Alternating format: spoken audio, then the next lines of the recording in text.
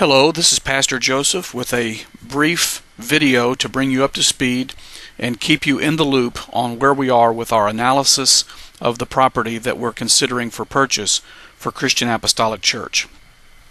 We have been in touch with the Harrison County Planning Commission, and we have also purchased from FEMA a map showing which portions of the property are not in the floodplain and which ones are.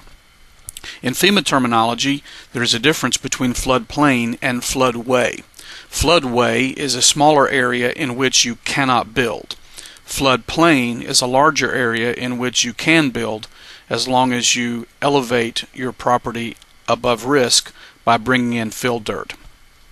On the screen you see the region that we're considering purchasing.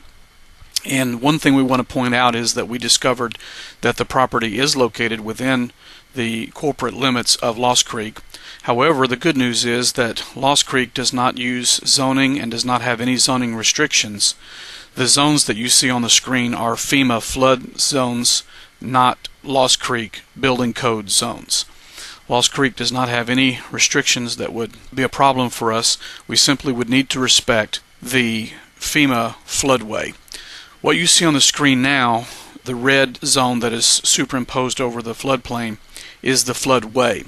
The gray area with the dark outline is the floodplain in which we can build. The reddened area is the floodway in which we cannot build. Just to give you some idea of scale, this small yellow square represents a 100-foot by 100-foot region. Now, to help you put that in perspective, an acre is almost as large as a football field. Imagine if Brother Zach Sandy caught a kickoff and ran it from the 10-yard line all the way to the end zone. He would have run the length of an acre if it was configured in the size of a football field. Basically, if you lop off the end zones and then go from the goal line to the opposing 10-yard line, almost a football field, that is 1 acre.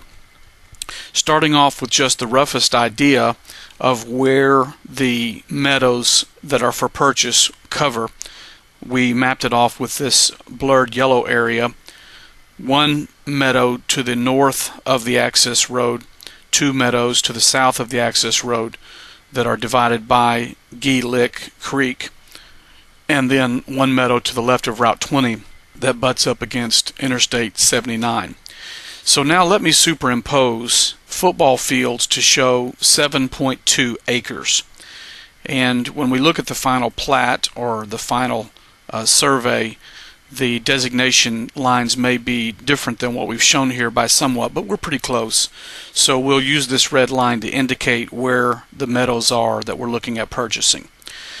Now, as we begin to talk about how well we can fit onto this property, bear in mind that the Zone X is outside of any 500-year floodplain and we can build on it without any fill dirt. The gray area inside the floodplain that is rated Zone AE can be built on if we do some elevating with fill dirt. Now, noticing the 100 by 100 yellow square and noticing the 1 acre large football field, let's give some more perspective. Imagine that we picked up our existing building, Christian Apostolic Church current facility, and dropped it onto the property. It would fit like so. And then we could add parking and a driveway from the access road to look like so. Now, planning is easy and cheap. Building is expensive. But building is much more expensive if you don't plan first. So why not go ahead and plan? And this is why architects that are working for churches like to create a master plan that has building in multiple stages to accommodate the church as it grows. Imagine that we built a building as stage 1 that was about the same size as our current building, and then as we grew, we could add on stage 2. Add more parking, add on to the building, move Sunday school rooms and educational facilities into the newer area, and then collapse walls and open up the original area that was built to make a larger sanctuary.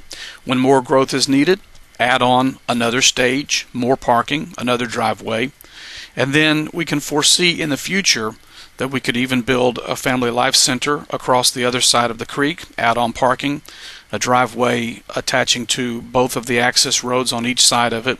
And don't forget that even though we can't build in the floodway, we can still play football on the beautiful lawn that is technically designated as floodway. But when the weather's good, there's no reason not to take advantage of it. And we also still have room above the access road to the north to put in giant picnic pavilions, playgrounds for the kids, and anything that we want to do up there. There's also still the potential of using that portion of the property for RV camp sites that we could rent out to people who need a place to park their RV and continuously have revenue coming into the church from that type of activity. And then remember, the portion to the left of Route 25 that butts up against Interstate 79 could possibly be a source of revenue by having large billboard sign built on our property and renting out the panels from that. Thank you for joining us for this brief movie to bring you up to speed. And if you have any questions, please don't hesitate to contact us. We are due to meet with the owner at 6 p.m. on Friday.